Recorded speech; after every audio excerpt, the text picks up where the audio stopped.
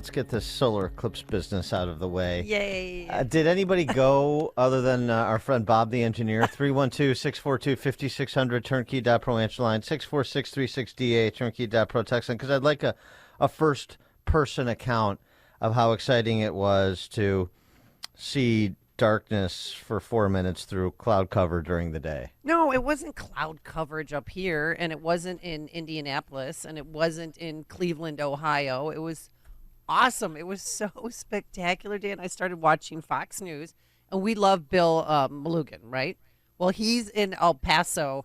I'm sorry, Eagles Pass, Texas, and he's never seen this before, and it was kind of cute watching him be so excited. It is pitch black. Brian, can we turn the light off one more time? Sorry to keep hammering this point. I just want to give you guys an idea of how dark it is out here now. I mean, it's literally 1:40 in the afternoon here in Eagle Pass, Texas, and it feels like I'm doing a live shot at 8 p.m. at night or 9 p.m. at night, just as the sun is setting. So by far the coolest thing I've ever seen in my entire life, and those who are in the path of totality in the United States today are going to be very, very lucky people.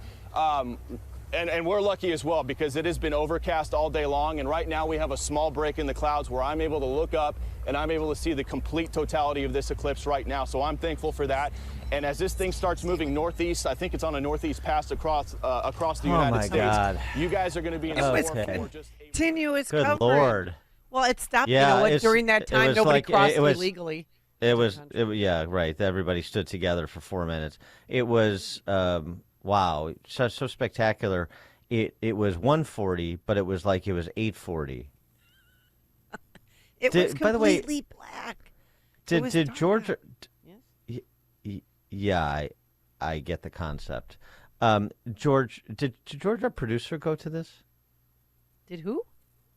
George, our producer. George, did you go? You were. Did you go? George Hoffman. He's in for I drove my Justin kids today. down to central Indiana. Yeah, because I got word you were coming back from Southern Indiana, and I'm like, well, he must be going. Right. So, Tell us. explain yourself.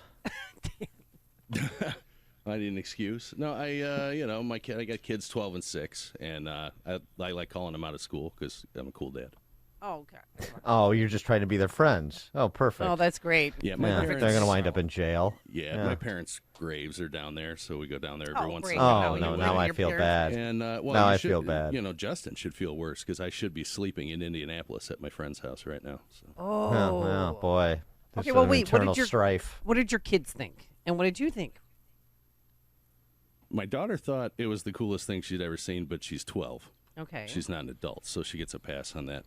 My 6-year-old, I just had to consistently remind him every 8 seconds to not look at it without the glasses on. Okay. And you, Just like Trump. George? I've seen it. Yeah. Wow. I saw it in 1994. Well, this Yeah, is interesting. Great play-by-play. Interesting.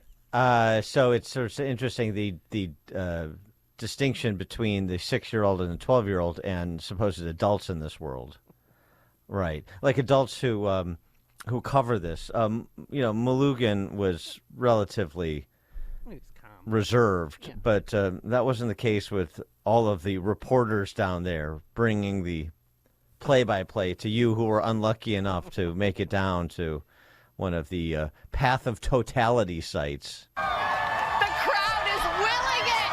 Yes! We can see it! Just for a minute, just for a second! But I'll take it! I will take it! Look at it! Oh my God! We got it! We got it! Oh my God, Lord! Look at I want to party with that chick. Oh, my gosh. As the saying goes, I hope in this life that you listening find something you love as much as that reporter loved those 4 minutes. Best 4 minutes of her life. The people are willing it.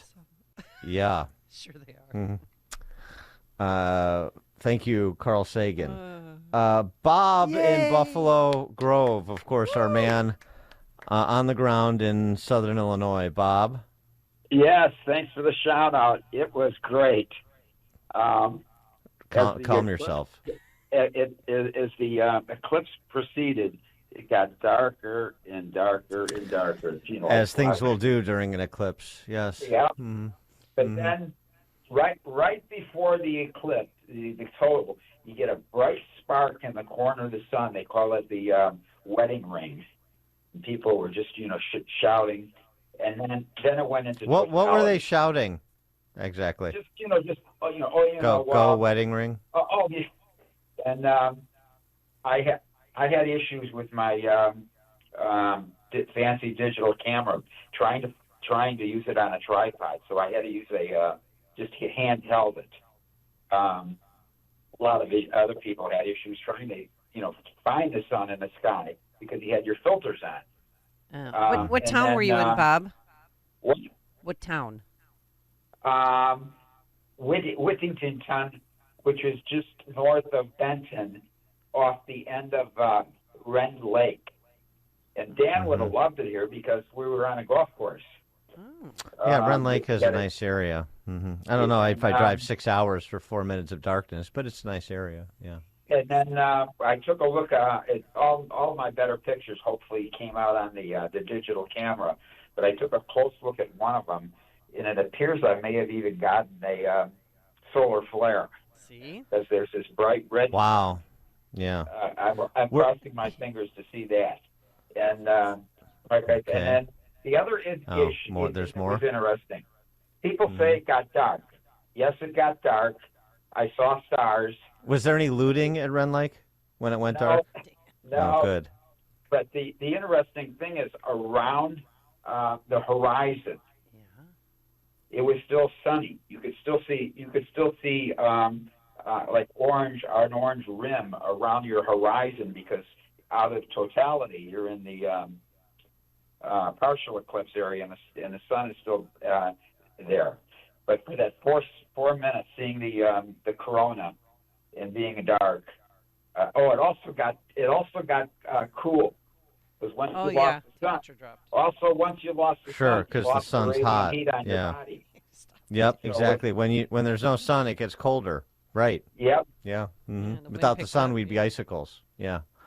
Right. There's more. Oh, good. Well, it got dark here too, and the animals, all these dogs are in our neighborhood started barking, and then Bubba thought it was dark. Thought it was night, so he was at his food bowl, hitting his food bowl because he thought it was time to eat. Oh my gosh, that was pretty cool. That's chaos. Thanks for the call, Bob. But all the neighbors were together, and it was just a good community. We haven't had something fun like this in years. It's right. The country's united. We're planning. I'm planning. Personally, I'm taking it upon myself to do a special event in between our golf outing and the cigar night this spring into summer. We're going to do Bob the Engineer's slideshow from Rend Lake of the solar eclipse with Amy Jacobson's commentary. It'll be about a 3-hour program. It'll be tickets riveting. will be reasonable. And we're going to hire that reporter who absolutely lost her mind to take questions from the audience. See, I was kind of hoping that some of the conspiracy theories about yesterday being rapture, the apocalypse being upon us, I was sort of rooting for that. Zombie cicadas eating my corpse and just being done with all of this. And these stories are a good reason why I was rooting for. Carl in Northlake here on Chicago's Morning Answer.